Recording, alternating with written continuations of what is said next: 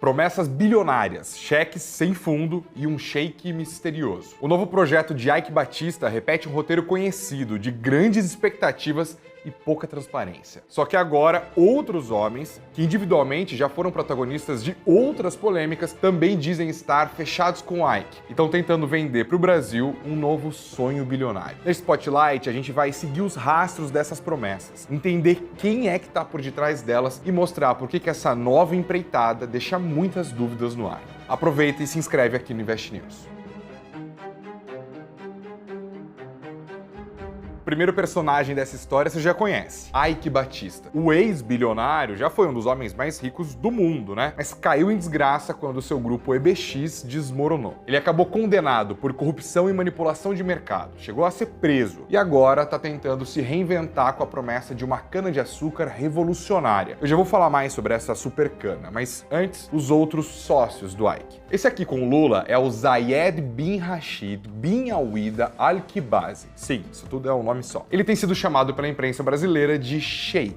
Ele se apresenta como um bilionário de Abu Dhabi, herdeiro de uma família que seria uma das fundadoras dos Emirados Árabes. Atualmente, ele é CEO de um fundo de investimentos, o Abu Dhabi Investment Group, ADIG. Guarda esse nome. Ele diz que o ADIG investe dinheiro dele e de outros ricaços árabes. O Zayed está prometendo investir 100 bilhões de dólares aqui no Brasil. Cara, isso é muita grana. É mais de meio trilhão de reais. Esse encontro dele com o Lula aconteceu em novembro de 2024 e o Zayed prometeu grana para uma pauta bem ampla. Recuperação de pastagens degradadas, indústria, mobilidade urbana. Nessa entrevista para o Estadão, ele fala em colocar dinheiro até em urbanização de favelas na Baixada Fluminense. Acontece que o Zayed tem um histórico de promessas impressionantes que não dão em nada. Em 2017, ele apareceu na Turquia prometendo investir 100 bilhões de dólares. O que não aconteceu. Depois, em 2020, foi para Tunísia, onde se reuniu com o presidente do país e falou em construir uma cidade médica, o que não aconteceu. Ainda em 2020, ele apareceu na Austrália, como interessado em investir numa fintech de lá, a Shinja Bank. Prometeu, mas não entregou. E a Shinja Bank acabou indo à falência. Quem intermediou aquele encontro entre o Lula e o Zayed foi o Mário Garnero, um personagem importante aqui na nossa história. Ele é uma figura conhecida no empresariado brasileiro e tem um histórico e tanto. É dono de uma empresa chamada Brasil Invest, que nos anos 80 esteve envolvida em um escândalo financeiro gigante, o que rendeu uma condenação por fraude para ele, mas essa condenação acabou sendo anulada pela justiça depois. A Brasil Invest ainda existe, mas hoje a atividade principal do Garnero é promover encontros entre empresários gringos e brasileiros.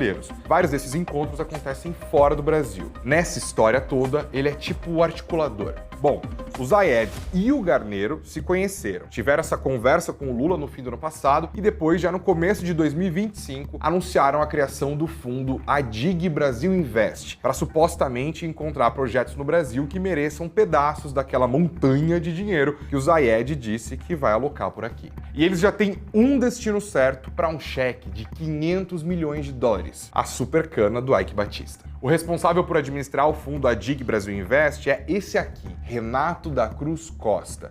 Ele é o CEO do fundo. Nas últimas semanas ele saiu dando várias entrevistas e em cada uma delas as promessas foram ficando mais impressionantes e mais difíceis de acreditar. Por exemplo, nessa aqui, para o Times Brasil, ele falou que enxerga muitas oportunidades para investir os 100 bilhões de dólares. Depois, para o CNN Money, falou que o valor total pode chegar a 350 bilhões de dólares. Eu vou ter que parar um minutinho. 350 bilhões de dólares são mais de 2 trilhões de reais. Vamos fazer umas comparações? As reservas internacionais do Brasil, que são praticamente o lastro da nossa moeda, o real, é de 330 bilhões de doletas. O dinheiro que a empresa do Warren Buffett, o mega investidor mais conhecido do mundo, o dinheiro que ela tem em caixa e que foi notícia no mundo inteiro porque está no maior nível da história, é de 334 bilhões de dólares. Ah, e o Renato tem um histórico bem complicado também. Em alguns press releases, ele se apresenta como o terceiro maior especialista do mundo em finanças e diz que ajuda empresas brasileiras a levantar crédito lá fora. Mas ele ficou mais conhecido mesmo por ter sido acusado de aplicar pequenos golpes em startups brasileiras. Inclusive, o Invest News foi procurado por uma pessoa que teria sofrido um desses golpes. Basicamente, ele prometia investimentos, pedia 5, 7 mil dólares para o dono da empresa e dizia que essa grana era para resolver documentação nos Estados Unidos. Só que aí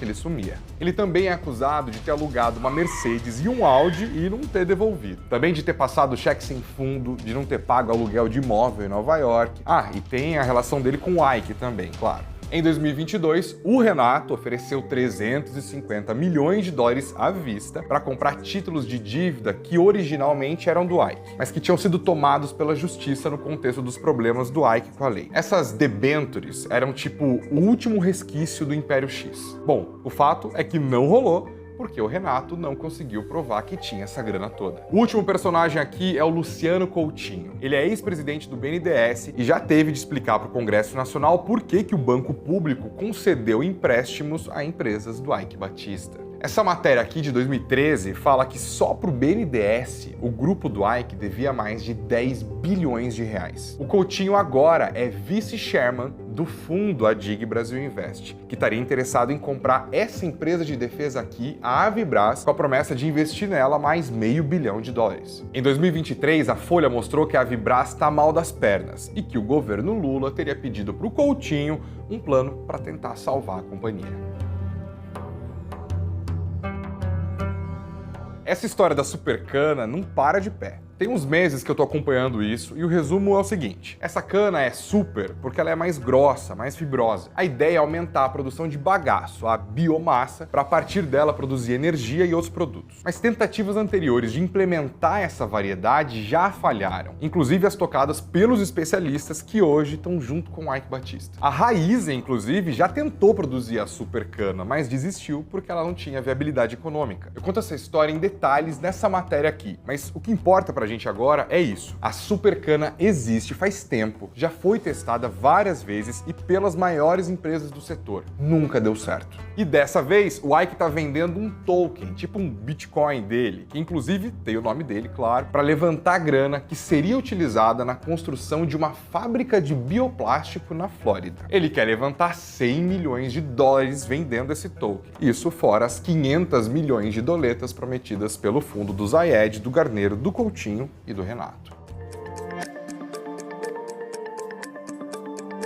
Até a gravação dessa reportagem, a Presidência da República, o Zayed bin Awida e o Luciano Coutinho não tinham respondido às nossas perguntas e a gente não conseguiu contato com o Mário Garneiro. A Embaixada dos Emirados Árabes falou que o Adig é sim uma entidade ligada ao Fundo Soberano do país, mas não respondeu sobre o papel do Adig e da família Awida nos Emirados Árabes e também não respondeu se apoia os projetos deles aqui no Brasil. O Renato Costa disse que nunca foi denunciado à justiça por crimes financeiros e que o investimento na Supercana é anterior à gestão dele no fundo Brasil Invest Adig. Mas ele não quis dar detalhes sobre a origem do dinheiro do fundo e sobre expectativas de retorno financeiro. O Invest News pediu para ele documentos que comprovem a existência do fundo e do dinheiro, só que aí ele não respondeu. A aliança entre Ike Batista, Mário Garneiro, Renato Costa e Zayed bin Awida segue um padrão: anúncios espetaculares, promessas bilionárias, muita mídia e pouca transparência.